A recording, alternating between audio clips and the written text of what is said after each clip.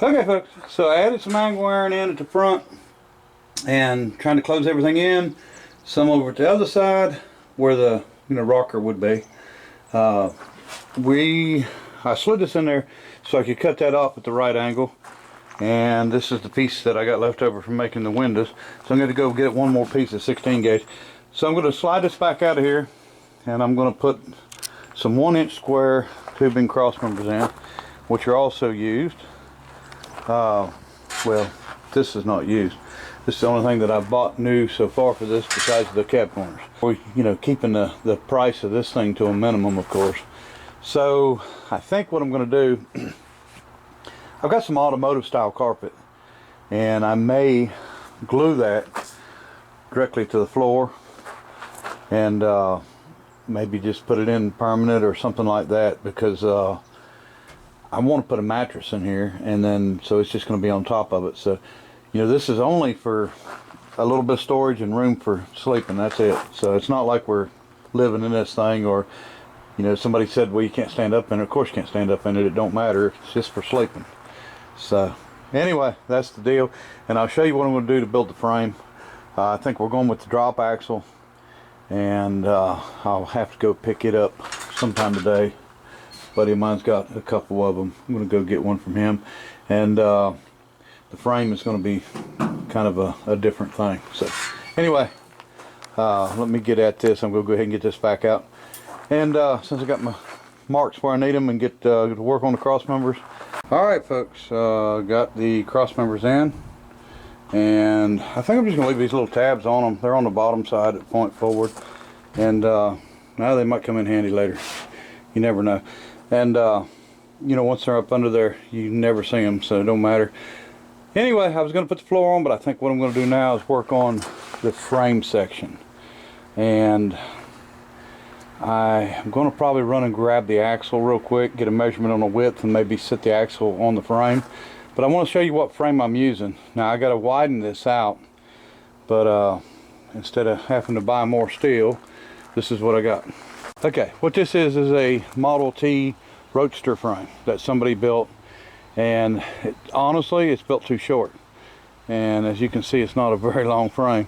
And I had a old steel body sitting on it, and I had an engine in it and a transmission in it, and there's just no way that it was going to work out because this was under part of the body. So just definitely not long enough. So it is long enough for our camper though, but we need it a lot wider, and we need it to be straight instead of tapered in, and we need it to be well, we'll go the length, and we'll have to either add on to the tongue or bend them in. And I don't think this is very thick material either, so we don't need it really thick for the camper, but I don't think I'd build it with this for the Model T.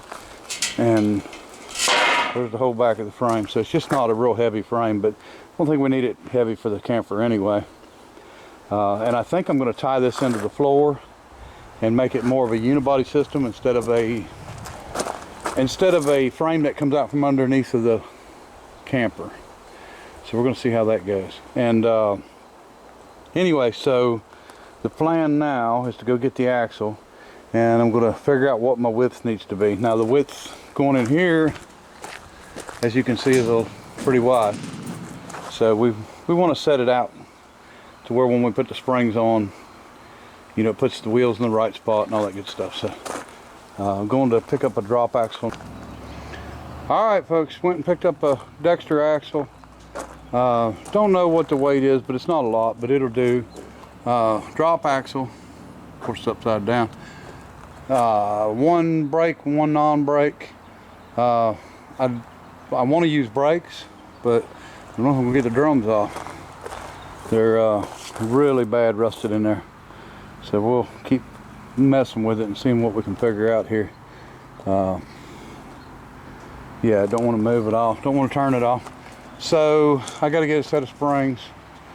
And let me see, I got 2 U-bolts and 2 of the plates. So I just need 2 U-bolts and 2 springs. And we'll go from there. But I may go to Tractor Supply and pick up a new set. Maybe get 1,000-pound springs, or maybe a little more. We'll see. And I'm sure that these are Ford pattern. I think that's a 1/2 inch lug nut, 1/2 inch fine thread, so it should be a Ford 5 lug.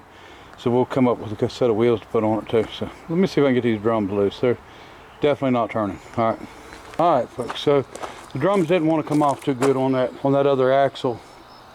So what I decided to do was use the non-brake axle to narrow up and get it together, and then I will swap out the backing plates and the hubs later when I can get them off. I'm going to soak them real good, but this will get us lined up and get us where we need to be anyway, same distance. So it needs to be narrowed up quite a bit, so when we cut it, I'll either turn something out to put on the outside or turn something to put on the inside, and then we'll level it all up and get it welded back.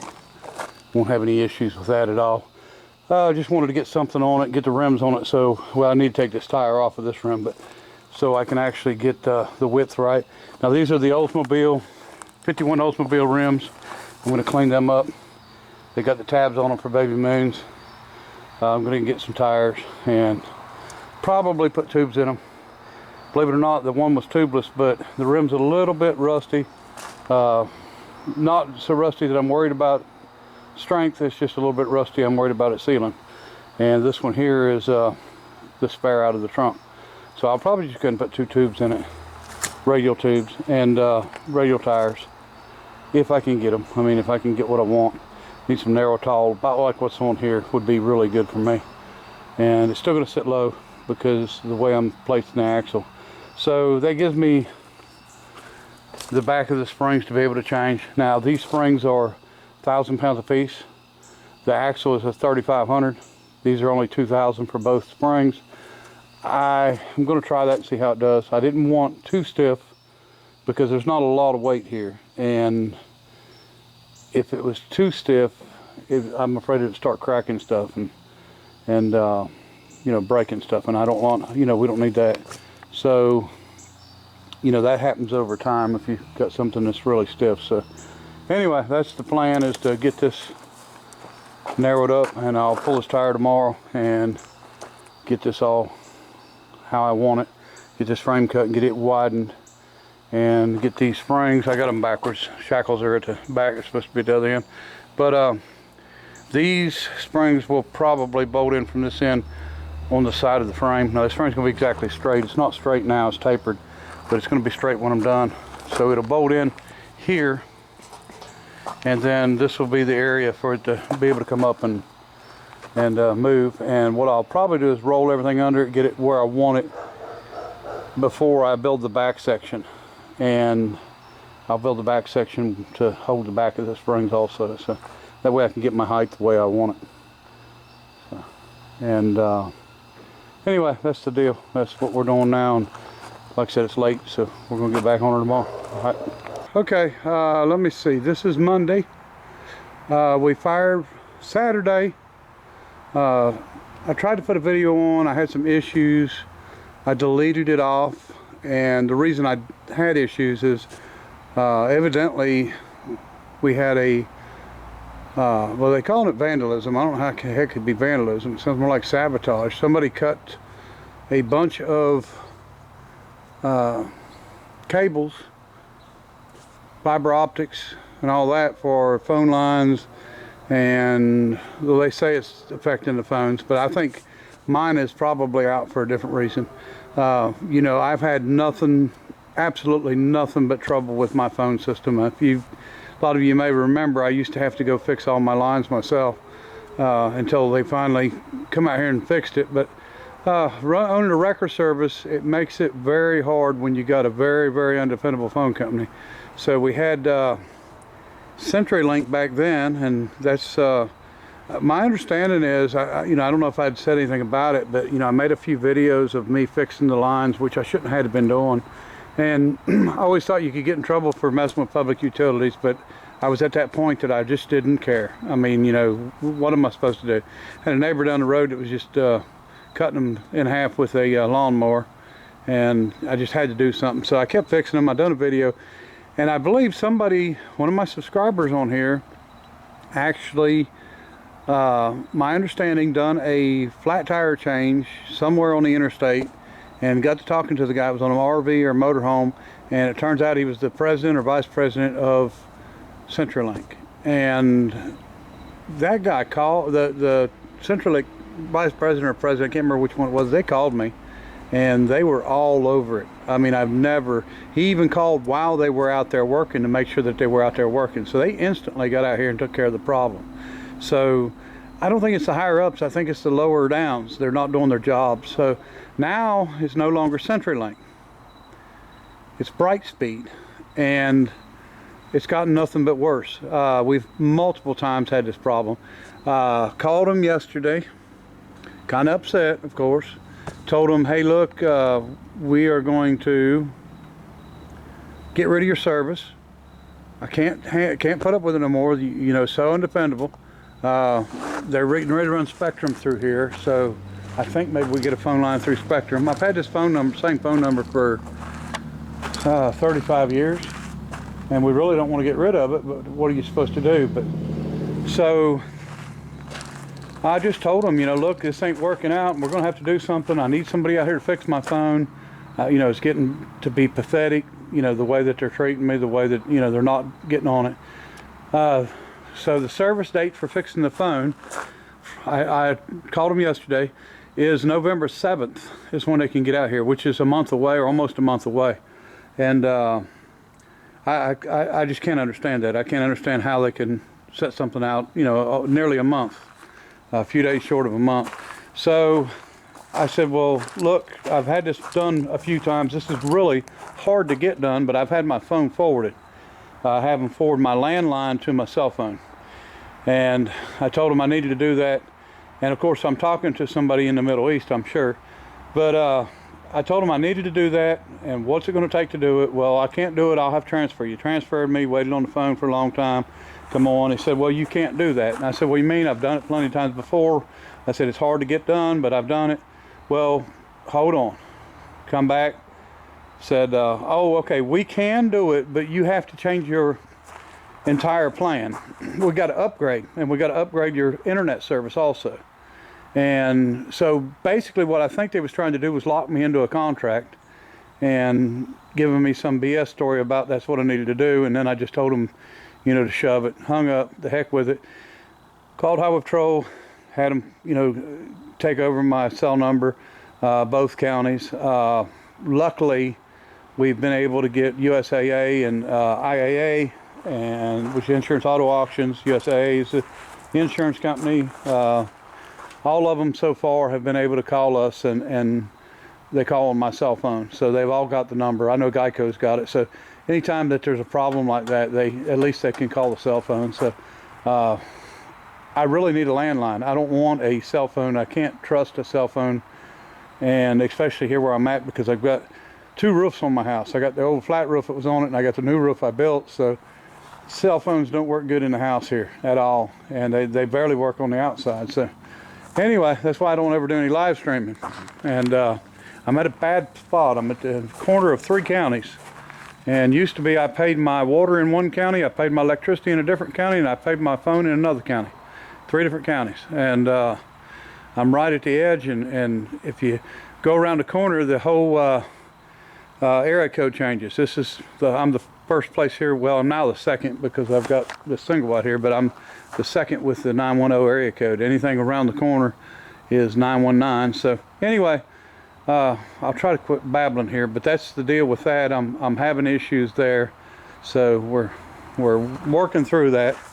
I finally, let me see, rained all day yesterday, so I couldn't do a whole lot of anything. I did mess around with some wrecks, and then got one about 6 o'clock this morning, so I've been at it since then.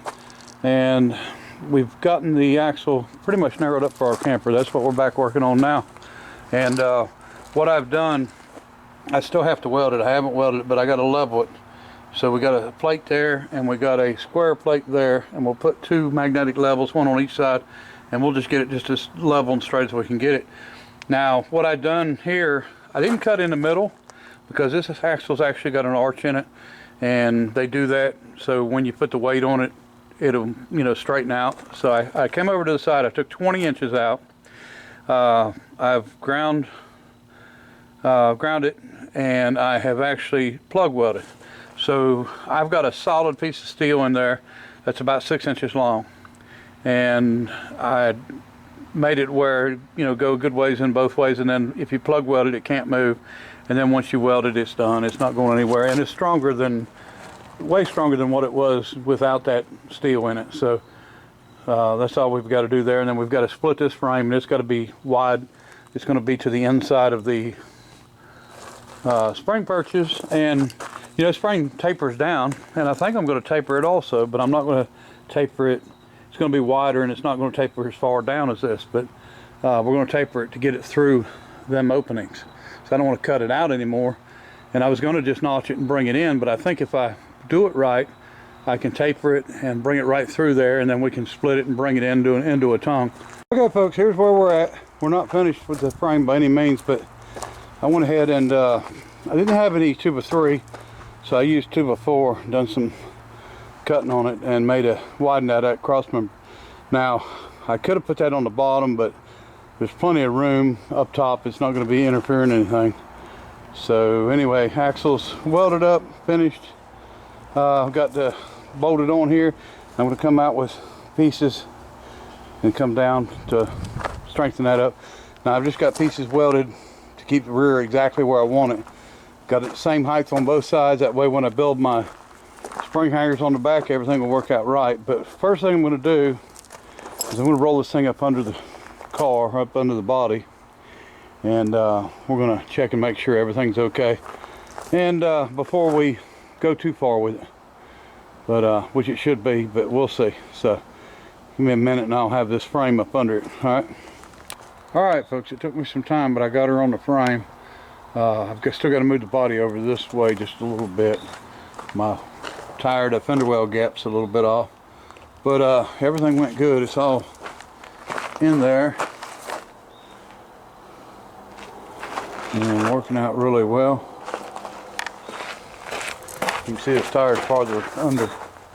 I like the tucked in look, and you know, the way that I'm doing this, I don't want it too close to the edge because it'll make it too hard to change the tire if I get it flat. But the way I've got it, I'm going to have electric jacks in the back corners, and you're not going to be able to see them out here, but they'll be in the back corners. I've already ordered them, and then we'll be able to raise it up, and even if I've got to drop a bolt out of the spring hanger on the back to kick the rear end down to get the wheel off, you know, they'll make it a lot easier to do that, because I want to keep it low like it is. I mean, it's not super low, but it's pretty low, and makes it look good. We got the trunk partially cleaned out here. You can see the rust holes, and someone had cut the tire well out. Now I don't know if it was good they cut it out because of that, or chances are it was bad, but anyway, so we're going to do some carving in here. As you can see, that inner fender well comes all the way back. Well, I want to put them jacks in that area if I can, and so it's not going to take up any of the room in the trunk. So I want to set them back in, and then I'll have to build something to make sure if that fender well's not closed in, I don't want to knock dirt back on my jacks. Like I said, they're 12 volt electric, 3,500 pounds each, so that should pick this thing up with no problem. And the tongue jack, I'm going to debate on whether I'm going to go electric or not, but may or may not. So I've got to probably do a little bit of changing on where the frame's going to come back, because I want the frame to come back, and I want it strong enough I can put a bumper on it. I'm probably going to use the 51 Oldsmobile bumper if it fits in okay. All right folks, we've got the body off, and let me see, working on the trailer frame, trying to finish it up. I ended up having to go buy a stick of 2x3. Didn't want to, but as much as I needed, I just had to do it. I was tired of trying to come up with stuff to do different things. You know, I was using a 3x4 in the center, which worked fine. And anyway, so I bent the old frame and then connected the new one in. And them are not pie cuts, they're just straight cuts, just kind of wide with a cutoff wheel, and they're 1/2 inch apart. I just kept going until I could get the bend how I wanted it. and got our tongue on. Now I'll finish welding that on. I like to weld them all the way around and up. I know a lot of people bolt them, but you don't have to worry about any movement at all if you weld it. And if I take it off, I'll just torch it off, put another one on. It's not a big issue there. Had to come in a little bit with the frame on each side to clear the opening at the back of that cab, or the cab back, but now the body front. And then I've done this because I wanted it to look decent. So once this is ground and painted, it won't look like it's a bunch of welds or a bunch of cuts. And pretty much got, let me see, we got to make 2 brackets, one for each side to come off of here and go down, hold the front of the spring. I'm going to close these in the front because I needed to step the frame out wider to get the shackles to line up where I needed them, and then to get the frame where I needed it. I had to drop it back down 3 inches, and the body sits right on that frame perfect.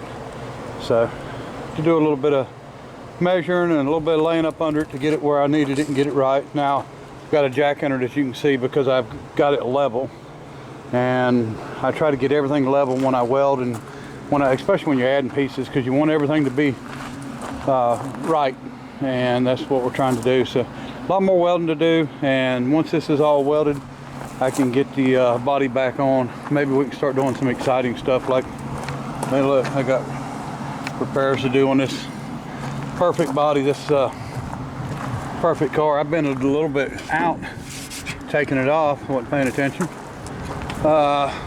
Anyway, it is what it is. A lot more welding to do on this body too. Haven't done much of anything. So what we'll do next is once we get the body down on the frame, I'm trying to figure out now, do I have to let Highway Patrol look at my frame before or after I put the body back on? If they can do it before, because all they're really looking for is to make sure it's not stolen.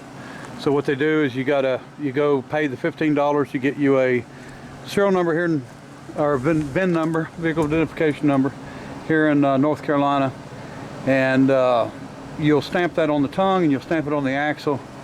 I think it's on the back axle on the 2-axle trailer. It might be the front, but I can't remember. I done it on, I think it's the back, because I done it on the gooseneck trailer. But so what you got to do is stamp it on it, and then they have to inspect it for to make sure that it's not a new trailer that you're trying to get a title for, something stolen or something like that, and which is understandable. So we're actually waiting on word as to whether I need to do it before or after I put the body back on.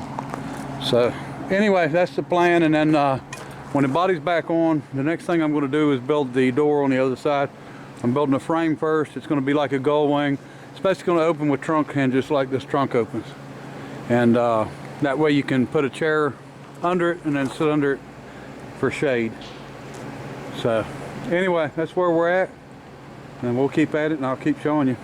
I did buy me a little tractor.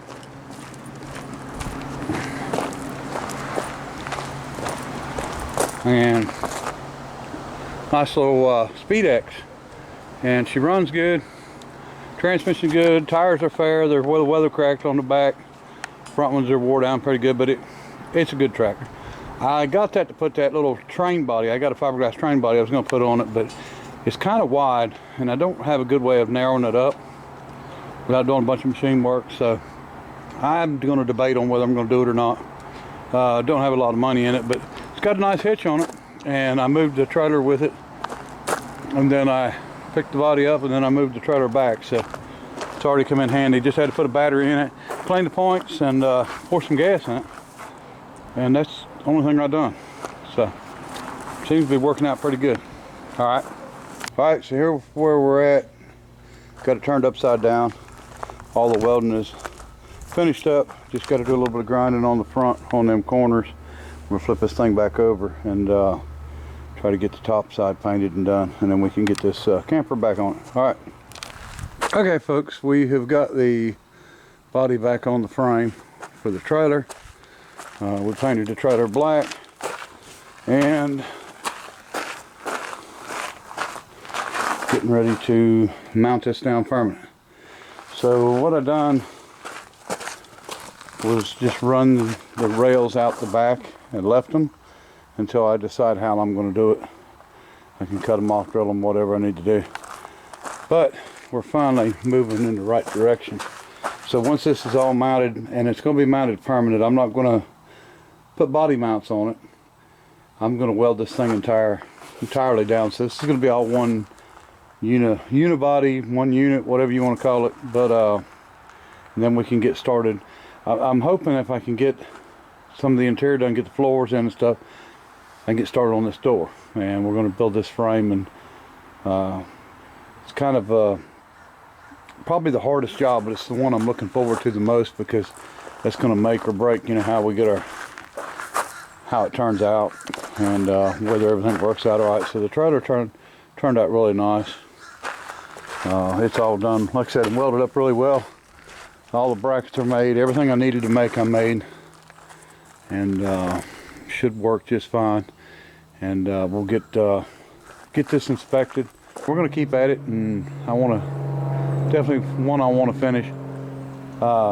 And most of you all, I'm sure, remember this thing. So I had some transmission issues with it again, that 700R4. Fixed that the other day.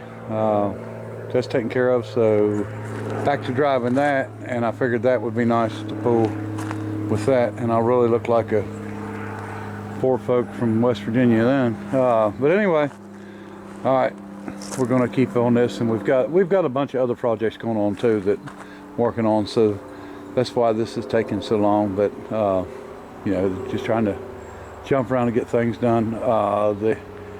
The engine that came out of the Henry Ford Museum, we've redone. Had cracked rings. Piston was coming down too far. I think in the museum what they had done was, well, I'll show you the engine here real quick. Okay, we got it cleaned up and poured linseed oil on it. So I think what they had done is they took it apart and they cleaned it all up and painted it in the, you know, for the museum. And probably, I don't know, 20s, 30s, whenever he built the museum, I guess, is probably when they put it in there originally. But when they did it, they took it apart and then they put it back together.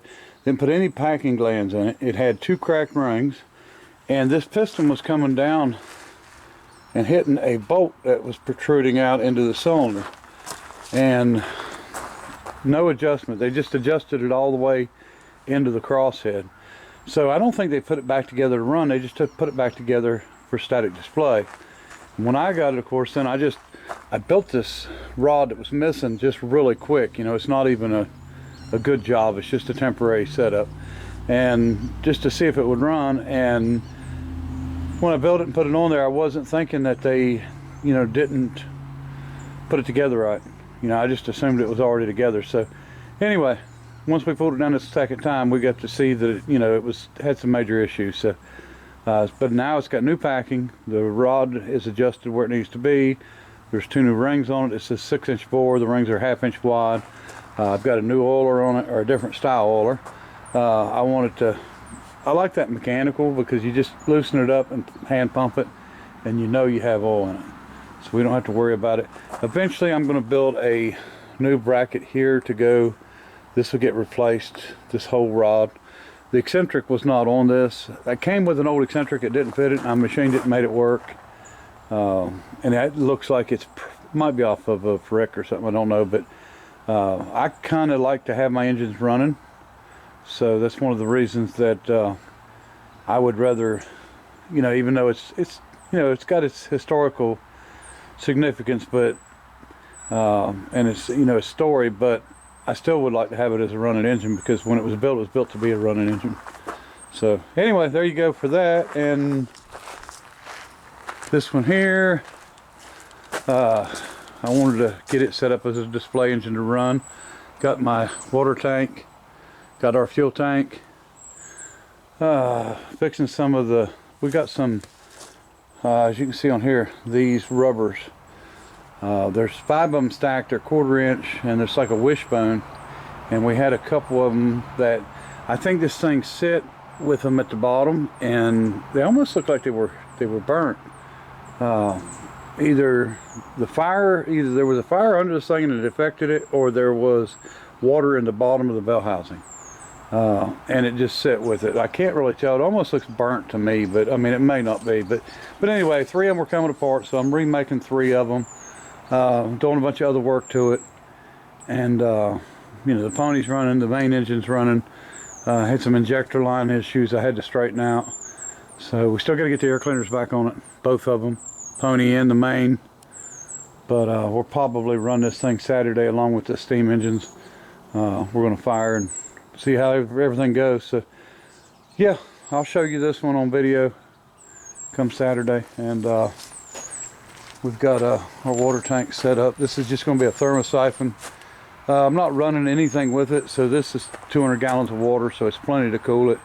Now I will drain this and blow the whole system out with air, you know, come winter. I thought about taking a bunch of these junk cars and raising them up and get the antifreeze out and go ahead and put an antifreeze in this thing, because we fixed all kinds of leaks on it over and over. You know, just all the hoses, everything on this thing, you know, that could leaked. So we've got all that straightened out. All right, well anyway, I appreciate everybody watching.